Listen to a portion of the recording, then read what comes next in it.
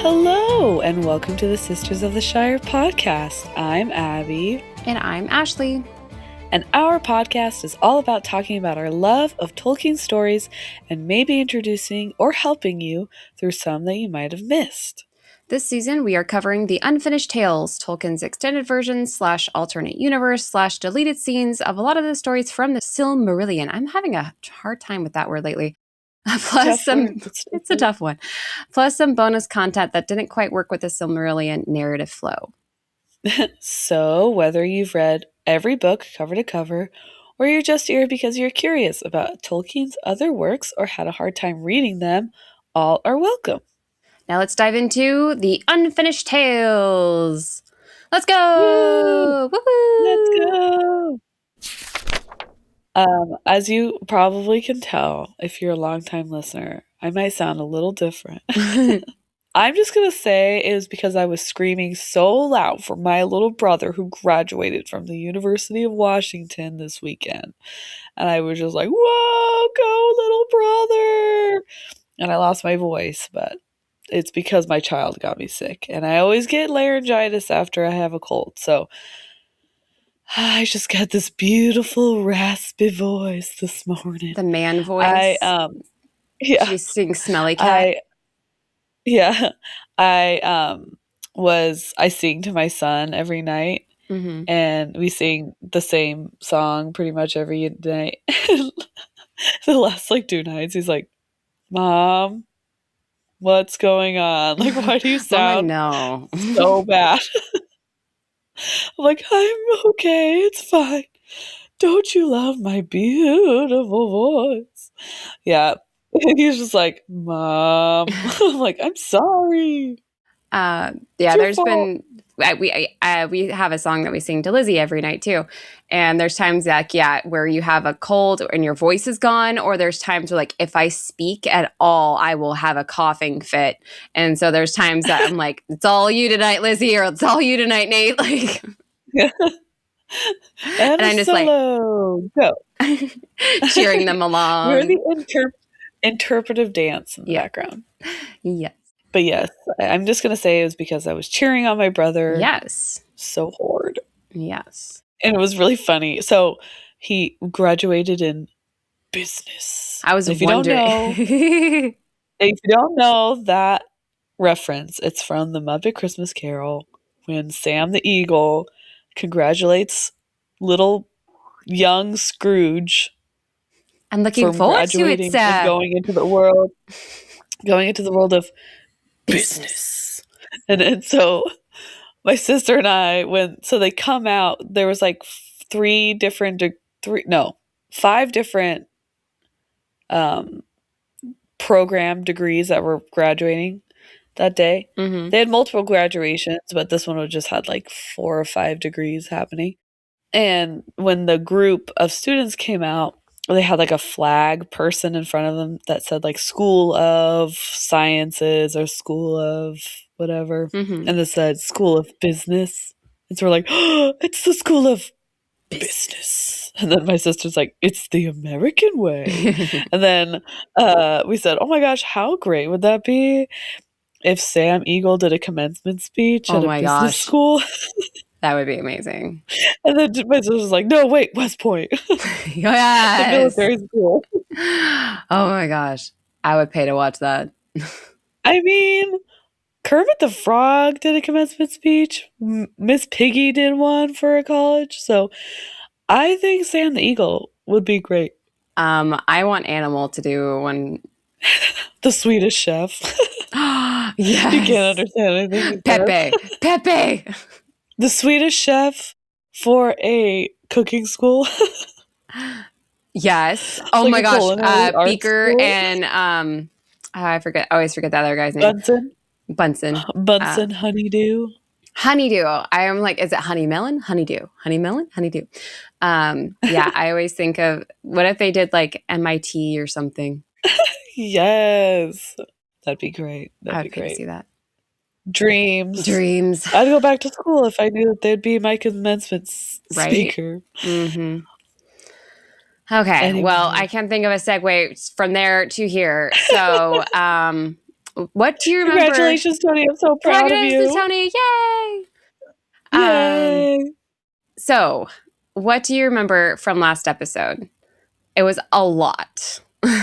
I remember that it was like we are diving into a new section with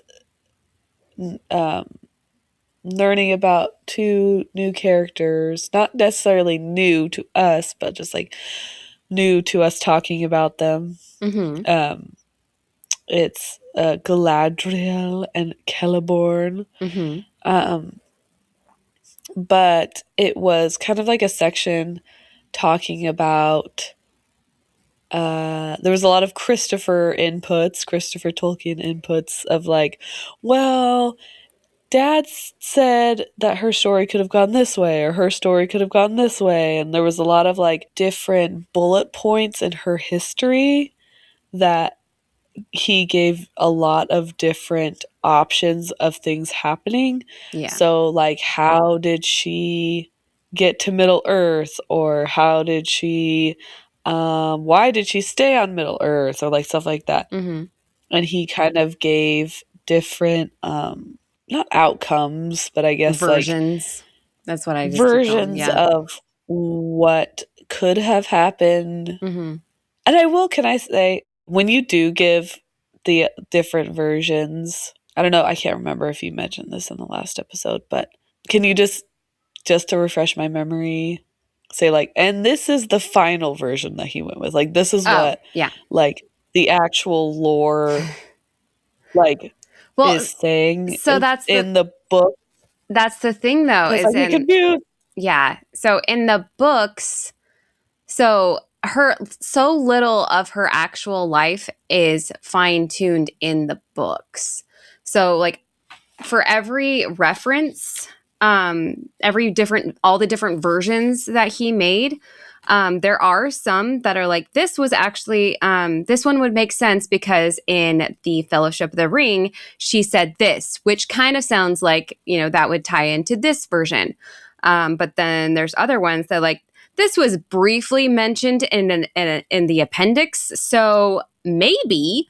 There's actually a book that I do not have on my shelf. I kept looking for it. I'm like, I swear I had this. I need to get it. It's called The Road Goes Ever On. And it mentions this and that. Like, it's just not what is canon, I would say, is these questions aren't really referenced in the canon. They just don't even really get into it, which is why this is kind of all a big mystery, is because he never really fine-tuned what version he was going to go with. And some of the Silmarillion things like kind of hint at it. We're going to talk about that a teensy bit today. But yeah, as far as what final version did he go with of why she stayed on Middle Earth? Who knows? Like, only Galadriel herself knows. Yeah. Like, it's kind of like hinted at, but like it's not as fine-tuned as I want it to be, or I can't provide you the answer you're looking for, unfortunately. Okay. It's a valid question. But yeah. No, fine. My hopes and dreams dashed. Mm-hmm. But we relearned about like the different elf groups. Mm-hmm. And then we learned kind of like a fast forwarded let's say it's an elf montage. Yes. Where it's like talked about like, was it 3 brothers? 4 brothers?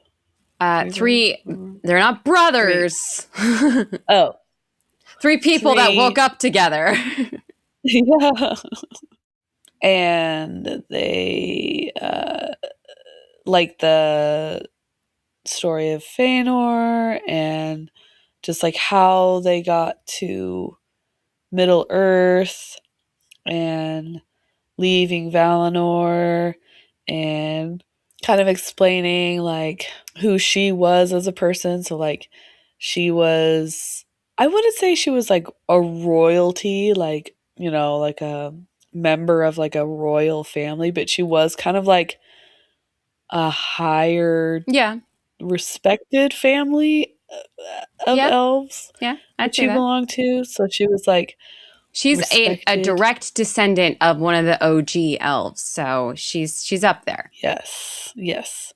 And so she was kind of like a princess because she had brothers, right? Mm-hmm. She was the girl of the family, the princess, I would say.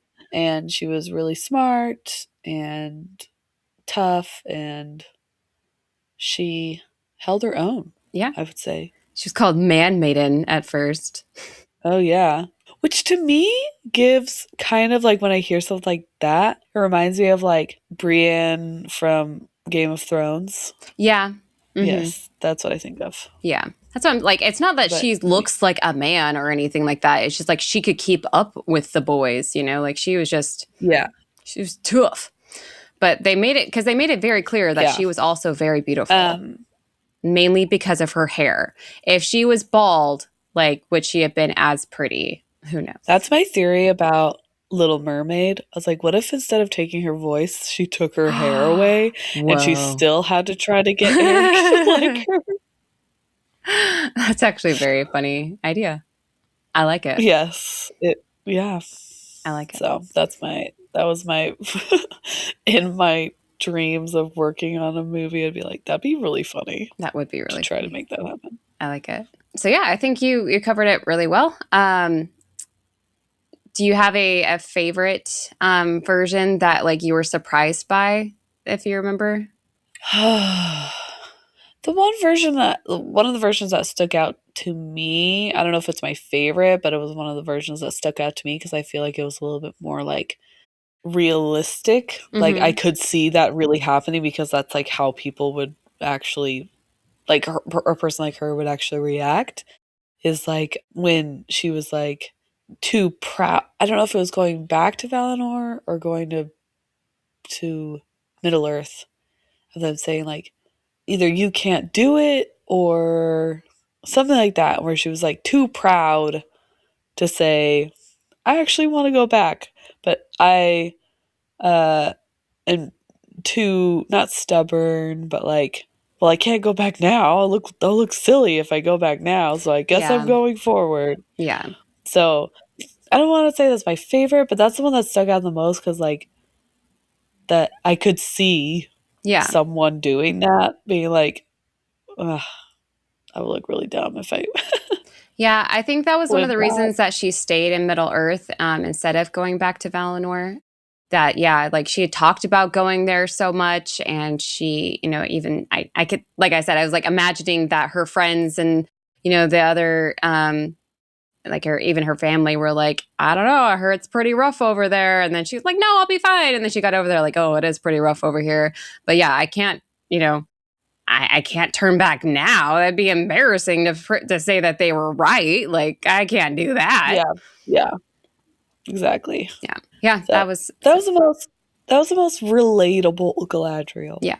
Okay, so last week we had to have a bit of reminding of certain characters and timelines, and I think it would be helpful if we did that a little bit with this episode, because I forgot to mention it last week. It wasn't specifically said in the section we covered amongst the different versions of how did Galadriel leave Valinor. In the version where she blended in with Fëanor and his rebels, you might remember that Fëanor stole the Teleri boats. And we didn't really go over this part of the detail, but when he stole the Teleri boats, he sailed to Middle Earth, and then he was supposed to send the boats back so the other rebels, including his brother Fingolfin, the brother who just wanted his brother to love him, could sail to Middle Earth as well. Do you remember that from? Okay.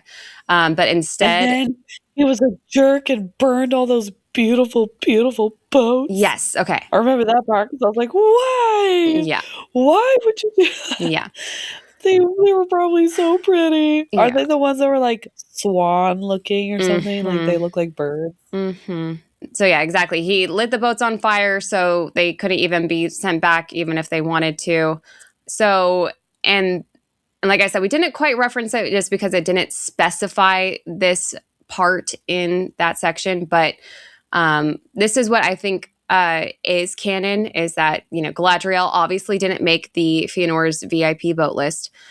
So she would have had to cross the Hellcarax with everyone else who didn't make the list to get to Middle Earth, including her uncle Fingolfin.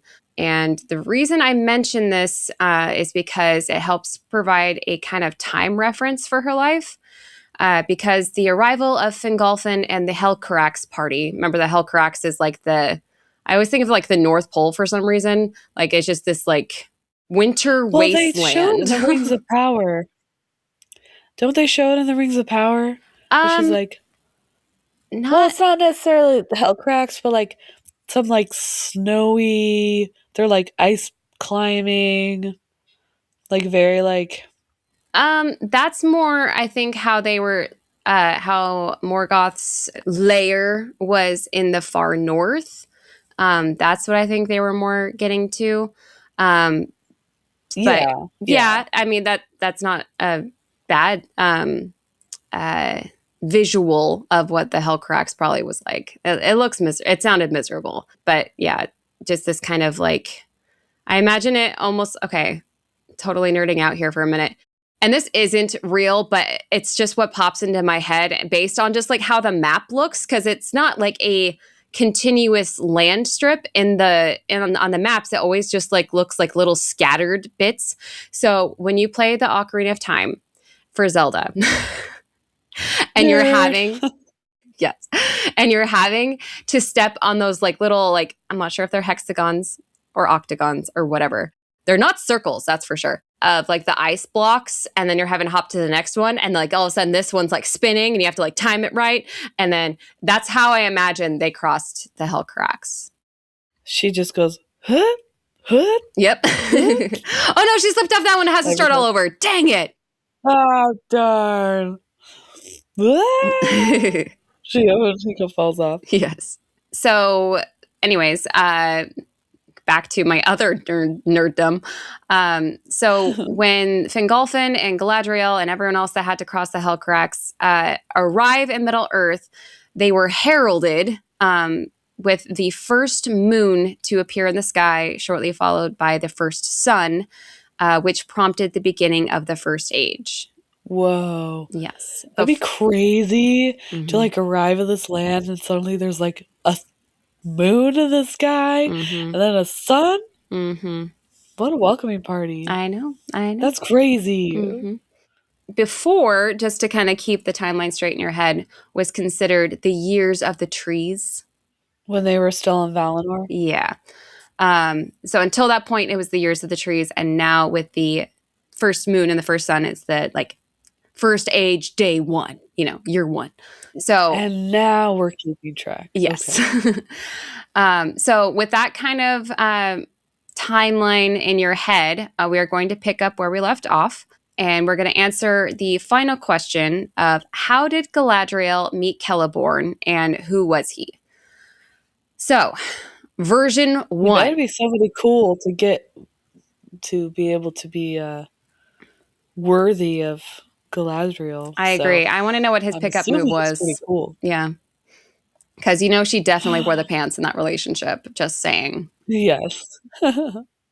Okay, so version 1 is that Celeborn was a Nandor elf, which, long story short, you might not remember which group the Nandor elves were, but it is one of the groups that our man, Olwe Thingol, was supposed to be in charge of, but he got distracted. So his brother tried to lead the people, and those people became the Teleri, but this specific group, the Nandor elves, they stopped along the way because, in my opinion, they were kind of wusses, because when they were trying to cross and get to, everyone was trying to get to Valinor, trying to get to the other, across Middle Earth, they saw the Misty Mountains and they were like, we're good. I imagine that scene in Ice Age when they look up at the big cliff and he's like, no thanks, I choose life, Yeah, exactly. So they decided that they would never cross those mountains, and this was we're good here. We're good. This place is fine. That's fine. And so this group of elves would be called the Nandor elves. And if you look on my little outline, if you scroll down, it's one of the first maps that pops up. I was looking in all of my books going on online trying to figure this out and it's really hard because these are two kind of timelines that are hard to ask of the Tolkien universe. So like I want to see where Cuivienen is, where these elves were waking up, for the first time by the waters of awakening, I want to see that. And then I want to see where the Misty Mountains were to see like how far they even got before they stopped. Hard map to find, funny enough, but I found one. So if you look on the map, there's Cuivienen, which is actually really far east. I didn't realize it was this far. And I found out all of these crazy things. Like it just changed so much from like the beginning of time to the years of the trees to the first age to the second age. A lot changed over time. Okay. But so they're going from Cuivienen, and then there's like this big thing of water, and then there is the Misty Mountains, which is kind of there. Do you see this at all? So they traveled a bit. A bit. It wasn't a pathetic length of traveling where they're like, oh, we give up. Yeah. I got a blister. I don't want to do this anymore. And what's weird is that we just don't even really talk about this side of the world very often. Like when they cross the Misty Mountains, then we are in like more familiar territory. Because that would be what like Eriador is, and like Eregion and the Shire, and all of that is in that middle area, and then Beleriand is on the clear other side of those mountains. So like during the first age, we weren't even over here. Like we were clear on the other side. So that's why it was hard to kind of connect the two ideas. So this is how Galadriel would meet Celeborn in his own land of Lorien. Because at the very bottom of this, like before the mountains, the Misty Mountains, is the tiny, tiny forest that is Lorien. So it makes sense if he was a Nandor elf, that's where he stopped. So this happened before the end of the First Age, which would mean that Morgoth is still ruling. The War of Wrath hasn't occurred yet, which means that there is still Beleriand and the world hasn't been transformed yet, which would be the start of the Second Age. So at some point after she arrived in Middle-earth, from the Helcarax, Galadriel finds herself in Beleriand, and all by herself, she decides to go east over the mountains, which would, in this case, would be two sets of mountains, both the Blue Mountains and the Misty Mountains. Yeah. And makes her way to Lorien. Why did she just keep on going? What did she think was over there? Not a clue. It might be a better map if you scroll down a bit below. It has like purple and yellow and blue on it, if you're there. Okay, yeah. Okay. Sorry, it's really small. I can make it bigger now. So, if she starts in Beleriand, the coast, on the far west coast, best coast, and then she has to cross the Blue Mountains, which are purple for some reason. Don't ask me why.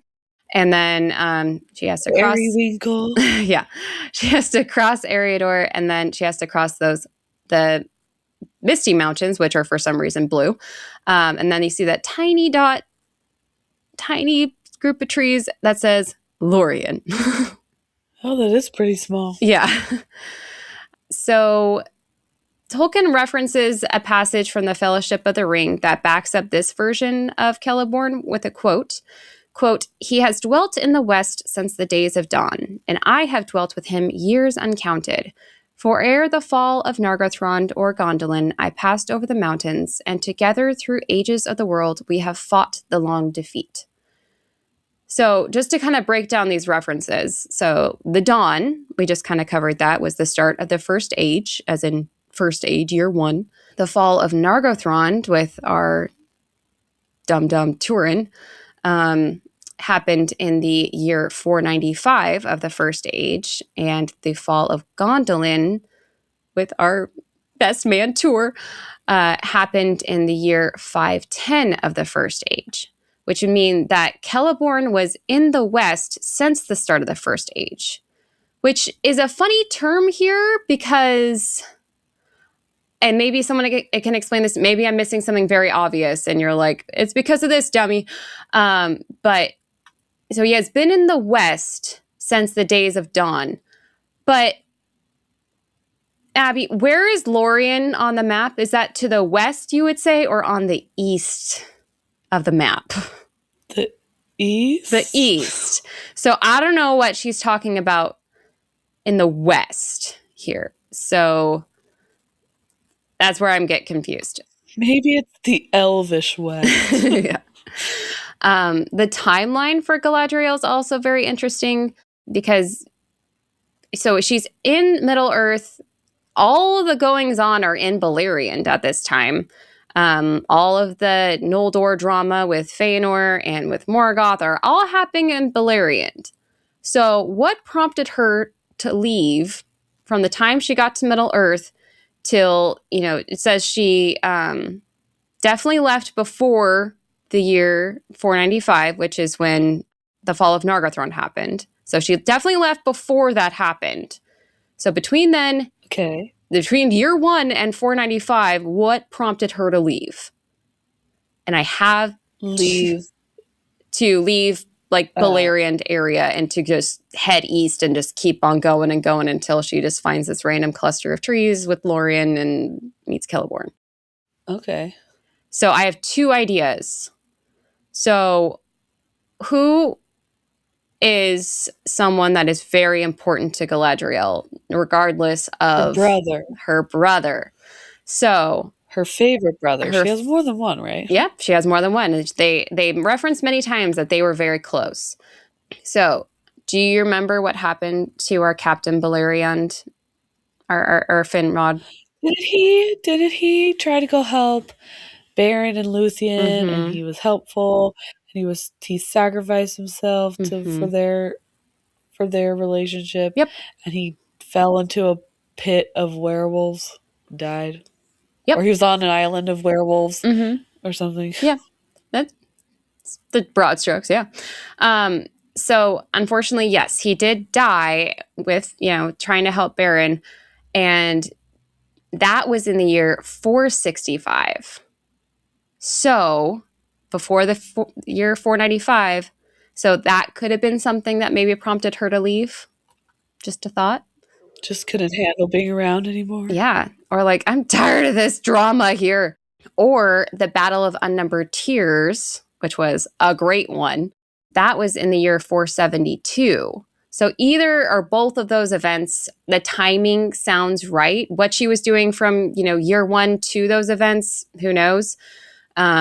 But those definitely could have been very understandable events that prompted her to just, I'm out of here, and just keep walking and walking and walking. But also... Maybe that was her grief. Yeah. Her grief journey. Yeah. She just walked and walked for years. And then the line that's at the end, and together through ages of the world, we have fought the long defeat. Interesting choice of words, because knowing what we do know about Celeborn and Galadriel, they were kind of separated from the fight. Like, I wouldn't call their actions fighting. I mean, I know Galadriel was helpful with the war against Sauron, but she wasn't like on the front lines. Yeah, for sure. And it was a very long defeat. Fighting the long defeat. Like it, that just was a weird choice of words for me, given their lack of participation, I would say. So that is one version. So Celeborn was just one of the Nandor elves. Lorien was his land. She, for some reason, possibly because her brother died or the Battle of Unnumbered Tears, crossed over both sets of mountains and just kept going until she hit Lorien and they met, and happy ever after. Okay. So version 2, they met in Lindon, and Celeborn is a Sindar elf. which is different from the Nandor elves because the Sindar did cross the Misty Mountains, but they still decided to stay in Middle-earth rather than go on to Valinor. Now, it is a little bit confusing because that group also were considered the Teleri in a way, but they are different because the Sindar considered Thingol their king and leader, and they kind of stayed more in the forests and mountains, while the Teleri considered Círdan their leader, and they stayed near the ocean, and they really loved the water and boats and sailing and stuff. So, same parent group, but offshoots. Okay. Yes? Okay. Just making sure that makes sense. Because it doesn't really, but... So like I was saying earlier, this version is further referenced in a book called The Road Goes Ever On, that said that Galadriel passed over Ered Luin, the Blue Mountains, with her husband Celeborn, and then they went on to Eregion. So they met sometime, and then they were just journeying through Middle-earth together. This version also... Our honeymoon. Yeah. Let's cross a mountain range for our honeymoon. And then let's go to Eregion. Yeah. Those in olden times, when they went on their honeymoon, it was like 6 weeks to 6 months of traveling of just, I don't know if it was also like a royalty thing too, where they went on like their honeymoon went tour. On progress. Went on tour. Yeah. Maybe it was that. Maybe. This version also kind of goes along with an appendix to The Lord of the Rings where it says at the beginning of the Second Age, so that would be after the War of Wrath, after Beleriand is gone, the Middle-earth is transformed, the Valar kicked Morgoth's butt, that Celeborn and his wife Galadriel dwelt for a time in Lindon, south of the Lune. Which is just an area south of Eregion on our tiny little map here. So these words might sound familiar because in the Rings of Power show, Eregion is the town, city, settlement, I don't know what to call them, where Celebrimbor was, doing his thing. And that was like the big, how do they call it? Like the artist corner, the studio. Yeah, like the merchants, not merchants, but like the artistic guild or something like that. That was just where a lot of cool things were happening artistic-wise. And then Lindon was kind of the other settlement that Gil-galad was kind of overseeing. High King Gil-galad. So there's a note that early in the Second Age, they passed over the mountains into Eriador, which kind of lines up with the story, but so they went... Eriador, yeah, that's a good point. That's kind of... Okay, so you have the Blue Mountains on one side, and you have the Misty Mountains on the other side. And Eriador is kind of the land in between that would have where the Shire is later, and then Eregion and Lindon are kind of closer to the Misty Mountains. Okay. Sorry. Yeah, that's right. It's a little confusing. So this version is kind of confusing because at the beginning of the Second Age, they, went across the mountains with her husband and went to Eregion. And then later in the Second Age, they passed over the mountains into Eriador, which makes no sense to me as Lindon and Eriador are on the same side of the mountains. It's in so valley. I'm a little confused there. Yeah. And again, this is probably why Christopher was like, Dad, that makes no sense. Like, why would they go there? Dad, you can't have both. Yeah. There is one map that I found that it has Lindon in a different area. If you scroll to the bottom, it's like this green map. It doesn't have any markings on it. So it has Eregion closer to the Misty Mountains, and then Eriador in the middle. And then for some reason, the Blue Mountains have this like little tiny strip, and then Lindon is down the other side, closer to Lindon is on the other side of the mountains, closer to the water. Oh, do you see it? Yes. So that would make more sense in that aspect, but yeah, kind of hard with maps being first age, second age. Doesn't the world also like actually physically change? Yeah, and it changes from the first age to the second age when the War of Wrath happens and stuff. So yeah, kind of hard to keep track of where things are post, pre, but something like that. So yeah, that version is kind of weird. They're just in Lindon and Eriador. They were already together. He's one of the Sindar elves just hanging out, I guess. This version gets a bit more story to it, and I think is more likely to be true. It's hinted at in the Silmarillion that Celeborn is related to Thingol and lives in the land of Doriath, where Thingol is king. Galadriel is welcomed into Doriath when she comes to Middle-earth because her mother, Iarwen, is of the Teleri and is technically Thingol's niece, if you remember through the grapevine of things. I'm sorry. Elfin family trees. Yeah, it's the worst. Yeah. It's too much. Yeah. It's too much. So Thingol was one of the OG elves that woke up. He got lost in his love bubble with Melian. Thingol's brother was like, I got it. I'll take it from here. And that's the brother that made it all the way to Valinor. And that would be Iarwen's dad, which would make that OG brother Galadriel's grandpa. Okay. So when Galadriel comes to Doriath, though, you might remember that Thingol had a very awkward altercation with the Sons of Fëanor when they went to visit them one time. And I think it was also possibly with Galadriel's other brothers. It was either the Sons of Fëanor or the other brothers. I'm trying to remember now off the top of my head. But it was just very awkward because, there was that whole incident with the Teleri in Valinor, with, killing them and stuff and stealing their ships. That old thing. Yeah. He wasn't really cool with that whole incident. But since Galadriel had nothing to do with that incident, and she was even more welcome. She's like, oh, you weren't part of that? You actually fought against that?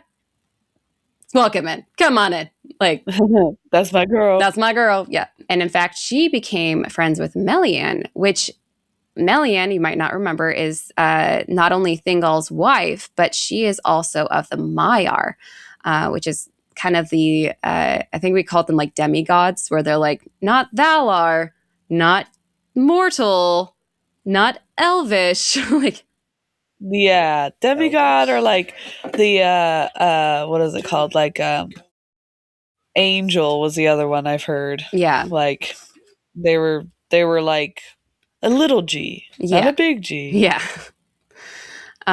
So they had some magical powers, I will say. And I mean witch in a good sense here, that I would consider Melian to be kind of a witch in that she is a female magical being that was very mysterious too.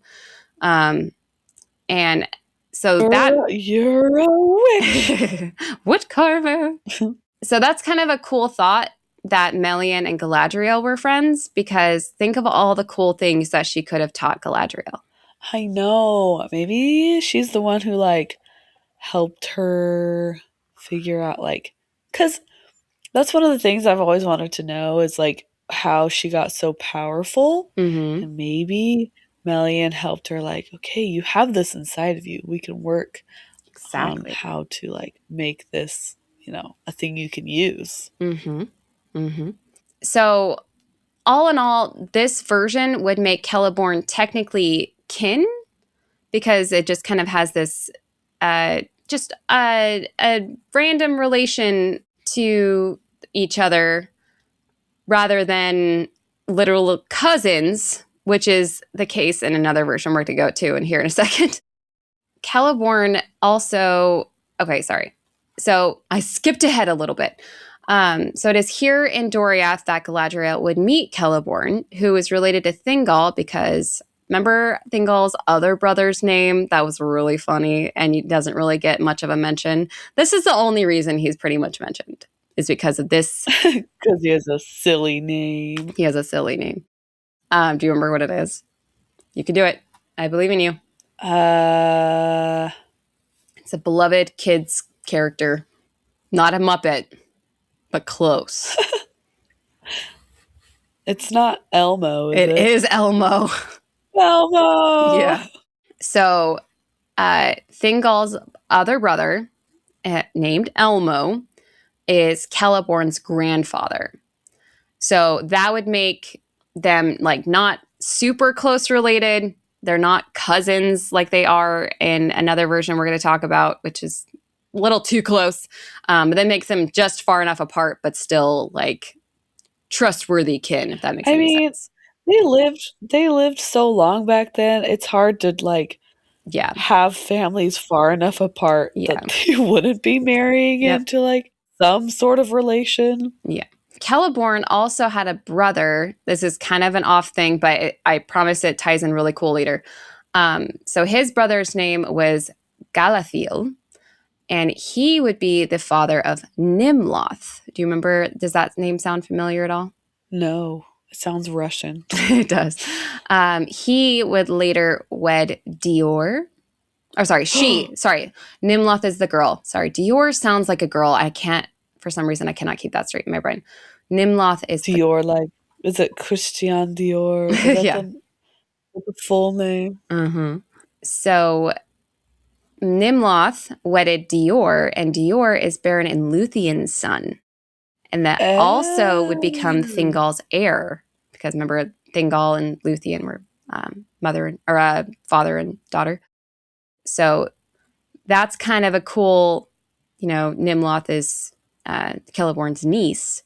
So according to this version, quote, "It is a natural assumption that Celeborn and Galadriel were present at the ruin of Doriath. It is said in one place that Celeborn escaped the sack of Doriath, and perhaps aided the escape of Elwing to the havens of Sirion with the Silmaril." Which is a really cool thought, like that she was there and helped, because Elwing was Nimloth and Dior's daughter. Elwing would have the Silmaril and eventually marry Eärendil. The whole Silmaril bird turning into a bird, Eärendil getting the Silmaril and having it on the star. Remember this whole line? Okay. There was a lot of hand motions I was making there. If you can't see them, but hopefully that was helping you. Isn't that Elrond's dad and mom? Mm-hmm. Yep. Yeah. So that is a very cool idea, in my opinion, that they could have been there and helped that all happen. It also says in this version that Celeborn and Galadriel are some of the Eldar who stayed in Middle-earth after the end of the First Age, meaning at the end of the War of the Wrath, when a lot of the elves were invited back to Valinor, they did stay, which kind of coincides of what we were talking about last week of why they stayed, or why Galadriel sometimes stayed, and why she felt she couldn't even, come back even if she wanted to, and all that jazz. Okay. So I think this is our last version. So version 4, Celeborn was a Teleri prince. Mm-hmm. We kind of went over this version when we talked about Galadriel leaving Valinor, how she left Valinor because Galadriel meets Celeborn in Valinor. In that version, she was kind of going to hang out. She wanted to leave Middle-earth. She was kind of thinking about how she was going to leave Middle-earth. She was going to work up the nerve to ask the Valar for permission to leave. She goes and visits her mother's family to kind of, think about things and get away from everyone. And it's there that she meets Celeborn, who is a kind of prince of the Teleri, because in this version, he is the grandson of Olwe being the brother that, got the people out of Middle Earth and is kind of the leader of the Teleri. Galadriel is also a grandchild of Olwe and therefore Celeborn's cousin in this version, which isn't great. But they fall in love and they start building a ship together to sail to Middle Earth in. This might sound a little familiar. But then the whole Fëanor thing happened. She fought side by side with the Teleri against Fëanor.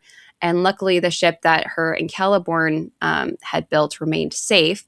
So disgusted with everything that was happening in Valinor, they decide to sail to Middle Earth together, against the not getting the Valar's permission, and somehow they made it to Middle Earth before Fëanor. Whoa, speedboat. I know, right? They put a motor on there. They land in a different area than where Fëanor would land, because they go to the Grey Havens, where they meet Círdan.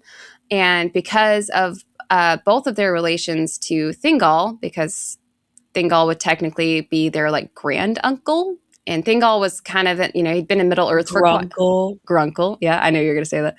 Thingol had been in Middle Earth for a while at that point, and kind of was well known. He was one of the main elves that were in charge in Middle Earth. And so Círdan's like, whoa, your grand uncle is really famous here. You're related to him, therefore you are cool. So just kind of how they got into Middle Earth on good terms rather than the Sons of Fëanor, who did not. Galadriel and Celeborn did not follow the rest of the Noldor in their fight in the Siege of Angband or any of the real battles against Morgoth, thinking it was just a hopeless fight without the Valar, who wouldn't be helping these band people anytime soon anyway. So instead, they headed east, and this is interesting. They built up power there away from Morgoth, and they decided that it was their job to befriend and teach the Dark Elves, aka the elves who were just kind of wandering around Middle Earth without a leader. They also befriended the men to the east as well. So those men that were kind of possibly being turned to the dark side, the Easterlings by Sauron, who the Blue Wizards were supposed to go help, they kind of took it upon themselves to try and help them as well, which is an interesting idea of that crossover, that narrative that we know nothing about, really. They started a rescue for the sad men and sad elves, and they had those commercials that had some really sad Sarah for just $9.99 a month. You too can help. You can help these poor men, and they're like sad and like unwashed, uncombed hair, and like, you too can help buy a bottle of conditioner for these poor men. Your contribution. I can see it. You can help get these elves back to, what is it? America's Next Top Models. Yes. I love this version where they're like, they have a van, they're driving around, they're seeing like sad like pick them up elves and men, and they have like those like sticks with like the lasso at the end, and they're like trying to like bait them in, like they have treats. They're like, it's okay, it's gonna be okay. Oh gosh, okay, we got them. They're fighting. So yeah, they like slowly when you lasso said it van, around them. I immediately went to Dumb and Dumber with picking up the hitchhikers. Oh, and they're all singing in the van together. No, it's like they're like catching them, like rescues, like animal control animals. Yes. I love that. But it's their rescue. It is. Now I really want someone to make a like little comic of what their rescue would be called, and like they've got like different, not, what are they called? They're not cages when they're like in like the shelters when you go like to adopt a dog. There's like this elf was too afraid to cross the misty mountains, and didn't like Lorien, so he's just been wandering around the East for decades now. His name's Phil. He's emotionally bonded. He's emotionally bonded to this other elf. Yeah. So they need to go as a bonded pair. Yes. I'm sorry. And then this man bites. Be careful. But he just needs a home. He had fleas. This one was traumatized by his previous owner, Sauron. So he's a little he's a little fidgety. You know, he's a little flighty. Yeah. Make sure when you open your door to your home that you keep him in, because he will run away. No loud noises around this one. The orcs kidnapped him for a week and then he escaped. Yeah. You do see his ribs. We can't feed him too fast. Yeah.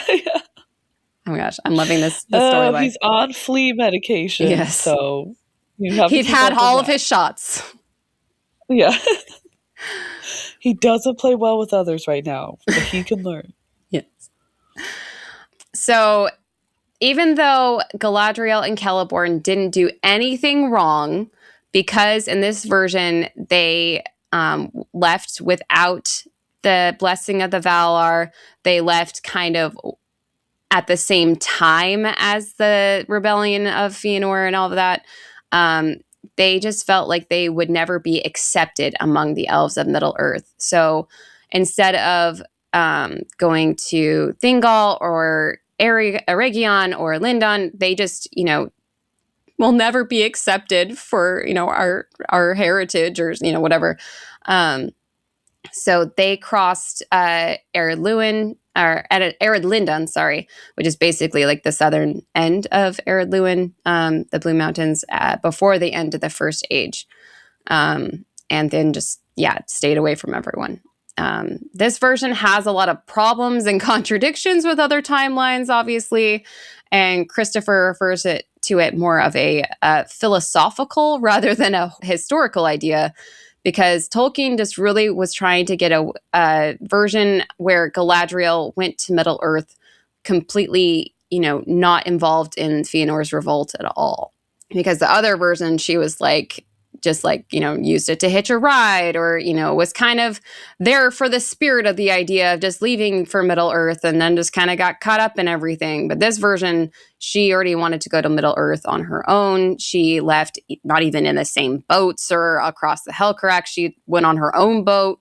Like, he was just really trying to separate it, but that makes the whole Celeborn narrative very confusing. Yeah. He's just there. He just there. Shows up one day. Yeah. So he just shows up one day. So as far as what version is actually canon, I feel like the version where he's related to Thingol makes the most sense. And it ties in very nicely with Galadriel just, going to visit her grand uncle and meeting Celeborn there, hanging out with Melian. It makes the most sense to me. And it's a lot cleaner than see each other across the throne room. Yes. It also ties in the whole Galadriel and Celeborn helping Elwing escape.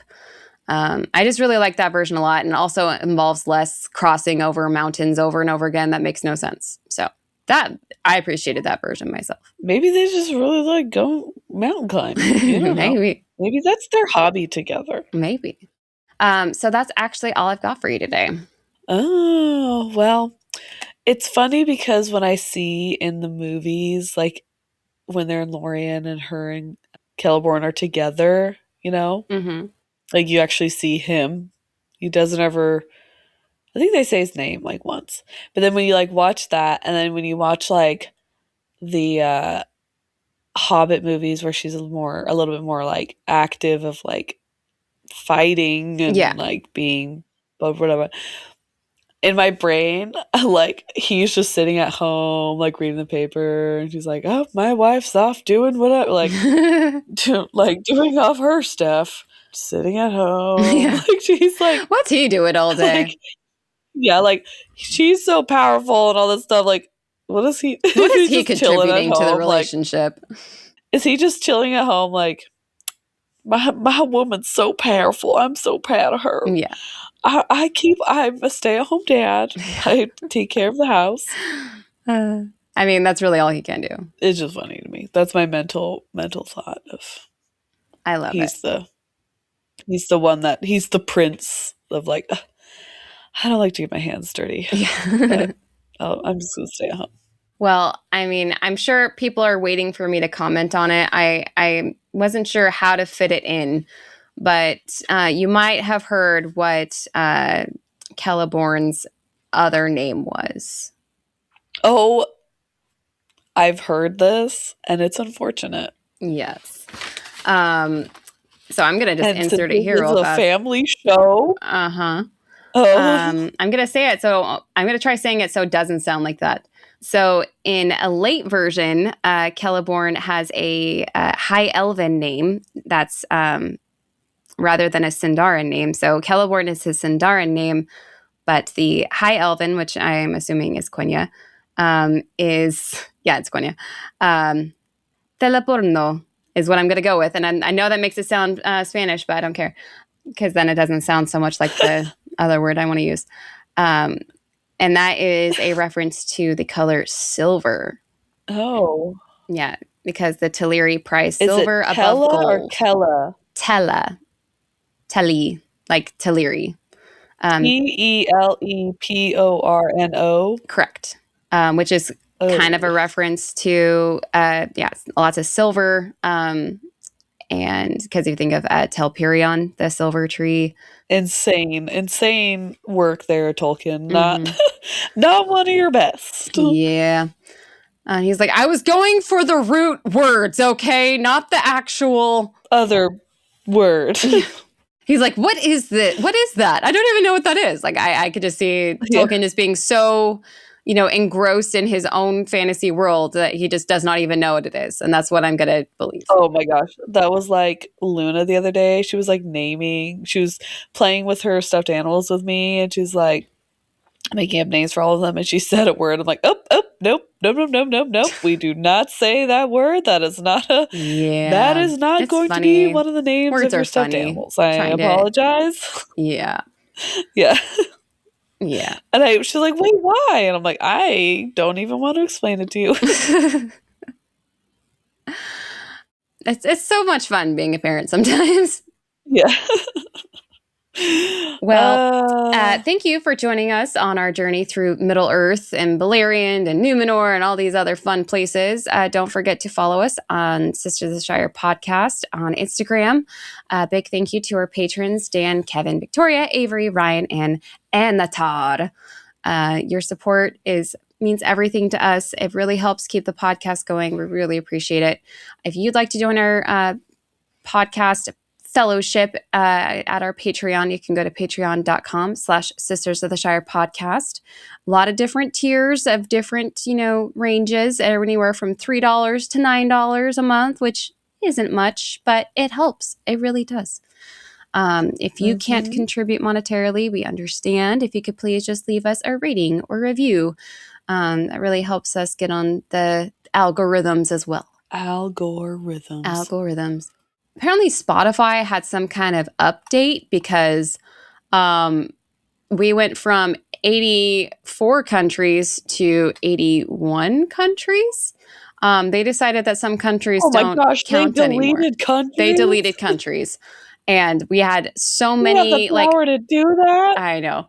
But also I think it was Tom who is actually from the Netherlands. He was like, so how is the Dutch East Indies still a thing? That's not a thing anymore. That one's gone. The Netherlands is gone. They caught on to that person. And then what was the other one? Oh, is Wakanda gone? And it was the word I can never pronounce anyway. So I'm kind of glad. So Turkey, it has been on the list, but also Turkiye, which is the only way I can know how to spell it or say it. So both were on the list. It's the same thing. So they're like, we caught on to you too. So we're back down. What did it simplify it to then? Just Turkey. So now just Turkey's on the list instead of both. Oh, well, technically it's the Turkaye is the actual one, which is interesting that they went to the older one then. Interesting. Israel went up. Sounds like you've been listening for a bit, Dan. The Philippines jumped up. Yeah, a lot of movement because I think they just like upgraded their system or something like that. Romania went up. Puerto Rico went up. Turkey went up. I'm assuming that was because of the Turkey to Kaye debacle. Just combined it like, whoa, they combined. They actually are listening a ton. Indonesia went up. Taiwan, Albania, Republic of Lithuania, Panama jumped up a ton. Croatia, Hungary, Malaysia, Bosnia and Herzegovina, something. I can't pronounce that one either. Sorry, I'm so white. Egypt, Uzbekistan, Armenia, Vietnam, Guernsey all jumped up. Ecuador, Estonia. Sounds like the World Cup in here. I know. Namibia, New Caledonia jumped up a ton too. They were fairly new and they just boop. Rwanda, Saudi Arabia, Botswana, Slovakia, El Salvador, and Curacao all jumped. I don't know how you guys did this or if there was just a massive update, but good job, everyone. Whoa. Yeah. Wakanda's still at the bottom. Wakanda's still at the bottom. So our current top 10, if you're looking who you want to beat, is US is number 1, Germany, UK, Australia, Canada, Netherlands, Sweden, Denmark, Israel, and Norway. But I will say, it's been close. Ireland has been putting on the good fight. But as of right now, those are our top 10. Okay. Come on, guys. I believe in you. Where's the upset? We need to upset that list. So yeah, that's all I got for you. Awesome. Well, thank you for teaching me today. You're welcome. Until next time, I've been Ashley. And I've been Abby, and this has been the Sisters of the Shire podcast. And we're so happy that you joined us today, and we hope you can join us next time. Bye. Bye.